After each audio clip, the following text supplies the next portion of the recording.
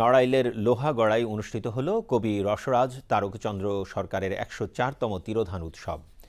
তিনি বাঙালি সংস্কৃতির ঐতিহ্যবাহী কবিগানের অশ্লীলতা বর্জন করে পরিশীলিত রূপ দান করেন। এছাড়া উপমহাদেশের সাম্যবাদী মতুয়া ধর্মাদর্শের মূল গ্রন্থ শ্রী হরিলীলামৃতের রচয়িতাও তিনি।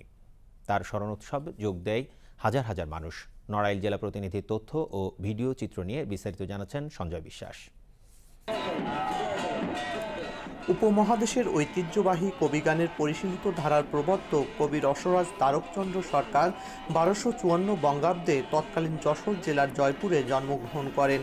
কবিগানের প্রতিযোগিতায় অসাধারণ পারদর্শী এই মহান কবিয়াল কবি রসরাজ তারক ভাগবত ও মহাকবি উপাধিতে ভূষিত হন। তার প্রবর্তিত কবিগানের ধারার অন্যতম অনুসারী ছিলেন চারণ কবি বিজয় সরকার। কবিগানের পাশাপাশি তিনি শ্রী শ্রী হরিচাঁদ ঠাকুর প্রবর্তিত মতুয়া মতাদর্শের প্রধান দুটি গ্রন্থ শ্রী শ্রী হরিলীলামৃত ও শ্রী শ্রী মহাসংকীর্তন রচনা করেন। ভারতীয় উপমহাদেশে এই গ্রন্থের অসম্ভব জনপ্রিয়তা রয়েছে। তারকচন্দ্র সরকার যিনি হরিলীলামৃতের প্রণেতা বা এই ধর্মগ্রন্থ ইতিহাসে একটি অনন্য গ্রন্থ। তাছাড়া কবি গানের যে এলোমেলো ধারা, অশ্লীলতা বর্জন করে একটি পরিশীলিত আকারে এই কবি গানকে তিনি রূপায়ণ করেছেন। শ্রী হরি ঠাকুর যে দ্বাদশ আজ্ঞাটা দিয়েছিলেন, সেই দ্বাদশ আজ্ঞাটা মানুষের ভিতরে পৌঁছে দেওয়ার দায়িত্বটা নিয়েছিলেন কিন্তু তারও। মহান এই কবির স্মৃতি রক্ষায় তার তিরোধান উৎসব সহ নানা কর্মসূচি পালন করে আসছে তার উত্তরসূরি ও স্থানীয়রা।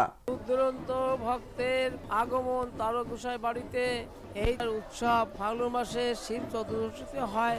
বাংলাদেশ ভারত থেকে আজকের ভক্তের ঢল এসেছে তারকের স্মৃতি ধরে রাখার জন্য। প্রতি বছর তারকের সেই কবি গান, তারকের যে লীলামৃত গ্রন্থ, মহাসংকীর্তন গান সারা রাত ব্যাপী জন্মতিথিতে উদযাপন হয়। কবিগানের অশ্লীলতা বর্জন করে তিনি যেমন বাংলা সংস্কৃতিতে অবদান রেখেছেন, তেমনি তার রচনায় ফুটে উঠেছে মানবিকতা।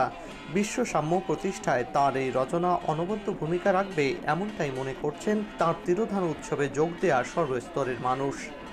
সঞ্জয় বিশ্বাস, বাংলাদেশ টেলিভিশন।